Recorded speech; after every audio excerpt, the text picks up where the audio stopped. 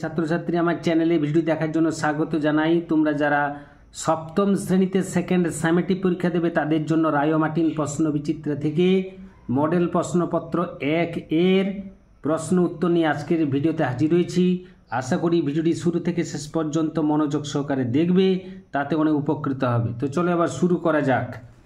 প্রথম প্রশ্ন রয়েছে 1 পুরন্দরকে মেঘচোর বলে গালাগাল দিয়েছিল কে? সঠিক উত্তর হবে কার্পভ। পরবর্তী প্রশ্ন 1-2 দাগে এ পথে আমি যে গেছি এটি একটি, উত্তর হবে রবীন্দ্রসঙ্গীত। 1-3 দাগে প্রশ্ন জগতে দারিদ্র শ্রেণী অধিকার করেছে, কি অধিকার করেছে? উত্তর হবে মানব হৃদয় ভূমি অধিকার করেছে। পরবর্তী প্রশ্ন 1-4 দাগে সুবর্ণ যুগ আসে যার হাত ধরে, কার হাত ধরে? উত্তর হবে ক্ষয়ের দাগে সবুজ ফসল। পরবর্তী প্রশ্ন 1-5 দাগে যে শব্দের অর্থ প্রকৃতি প্রত্যয়ের সম্মিলিত অর্থ থেকেই পাওয়া যায় তাকে বলে যৌগিক শব্দ। 1-6 দাগে প্রশ্ন সঠিক বানানটি লেখো। শশীভূষণ কোনটি হবে? কয়ের দাগে উত্তরটি সঠিক হবে। পরবর্তী প্রশ্ন 1-7 দাগে সঠিক বানানটি হলো কয়ের দাগে শুশ্রূষা। 1-8 দাগে প্রশ্ন মাঠে ময়দানের শব্দটি কি ধরনের শব্দের উদাহরণ? উত্তর হবে শব্দদ্বৈত। পরবর্তী প্রশ্ন 1-9 দাগে জলদ শব্দটি কি ধরনের শব্দ? উত্তর হবে যোগরূঢ় শব্দ। 1-10 দাগে ঝিরঝির শব্দটি কি ধরনের শব্দ? উত্তর হবে ধন্যাত্মক শব্দ। 1-11 দাগে গঠনগত দিক থেকে শব্দকে কয় ভাগে ভাগ করা হয়? উত্তর হবে 2 ভাগে। 1-12 দাগে প্রশ্ন পৌত্র শব্দটি কোন শ্রেণীর শব্দ? সঠিক উত্তর হবে যৌগিক শব্দ।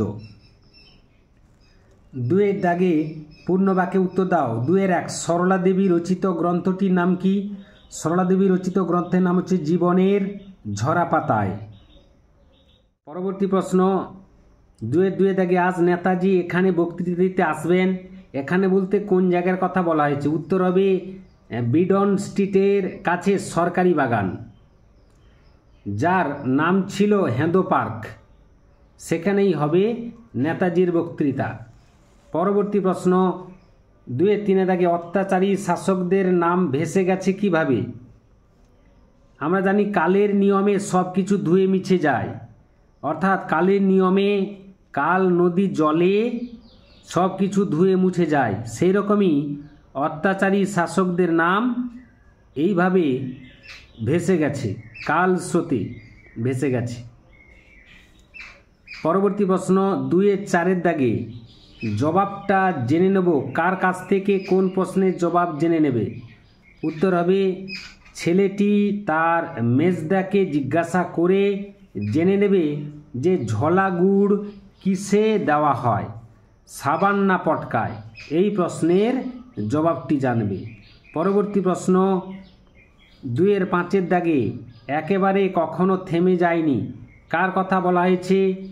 উত্তর হবে এমিবা নামক এককোষী জীবের কথা এখানে বলা হয়েছে। এরপরে পরবর্তী প্রশ্ন, তার কাছে বসে আছে এই সুন্দরীটি, এই সুন্দরী মেয়েটি আসল পরিচয় কি? উত্তর হবে সুন্দরী মেয়েটি হলো বিজ্ঞানী ডক্টর কার্পভের মেয়ে। পরবর্তী প্রশ্ন 2-7 দাগে চিরদিনের কবিতাটির প্রেক্ষাপট কি? উত্তর হবে 1943 খ্রিস্টাব্দের দুর্ভিক্ষের পটভূমিতে এই চিরদিনের কবিতাটি রচিত হয়েছিল। পরবর্তী প্রশ্ন মুড়ো ওরা, ওদের মুড়ো বলার কারণ কি? উত্তর হবে কাল স্রোতে জীবন যৌবন ধনমান সব, কাল স্রোতে জীবন যৌবন ধনমান সব শেষ হয়ে যায়, অথচ ধনী অহংকারীরা সৌধ অট্টালিকা নির্মাণ করে নিজেদের স্মরণীয় করে রাখতে চায়। এই কারণে ওদের মুড়ো বলা হয়েছে। এবার 2-9 দাগে প্রশ্ন, হোটেলওয়ালার জন্মদিনে ও রাতে কি কি রান্না হয়েছিল? হোটেলওয়ালার জন্মদিনে দিনের বেলায় রান্না হয়েছিল মাছের স্টু ও ভাত, এবং রাতে ভুনি খিচুড়ি, সেই সঙ্গে হরিণের মাংসের কোরমা আর সুরুয়া রান্না হয়েছিল। 2-10 দাগে প্রশ্ন, মাকুকে তৈরি করতে ঘড়িওয়ালার কত সময় লেগেছিল? মাকুকে তৈরি করতে ঘড়িওয়ালার 17 বছর সময় লেগেছিল। পরবর্তী প্রশ্ন 2-11 দাগে, পরীদের রানী দেখতে কেমন ছিল? পরীদের রানী দেখতে ছিল অপূর্ব সুন্দর। তার গোলাপি মুখে খুব সুন্দর কালো কালো চোখ ছিল, মাথায় রূপালি চুল ছিল এবং পরনে রূপলি পোশাক ছিল। এরপরে 2-12 দাগে প্রশ্ন, সোনাটিয়া কি নামে মাকুর পরিচয় দেয়? সোনাটিয়া হোটেলওয়ালার সামনে বেহারি বলে পরিচয় দেয়। এরপরে 3 দাগে প্রশ্নগুলো গুরুত্বপূর্ণ রয়েছে। সহায়িকা বইতে এই প্রশ্নের উত্তরগুলো সুন্দরভাবে উপস্থাপন করা হয়েছে, তাই এখানে উল্লেখ করা হলো না।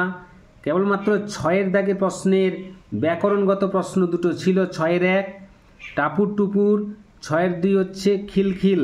বাক্য গঠন করতে হবে। প্রথমে টাপুর টুপুর, বৃষ্টি পড়ে টাপুর টুপুর, নদে এলো বান, তাহলে টাপুর টুপুর শব্দটা ব্যবহার করা হয়েছে। দ্বিতীয় একটি খিলখিল শব্দকে দিয়ে বাক্য রচনা, তখন থেকে সে খিলখিল করে হেসে চলেছে, তাহলে এখানেও খিলখিল শব্দটি উল্লেখ করা রয়েছে।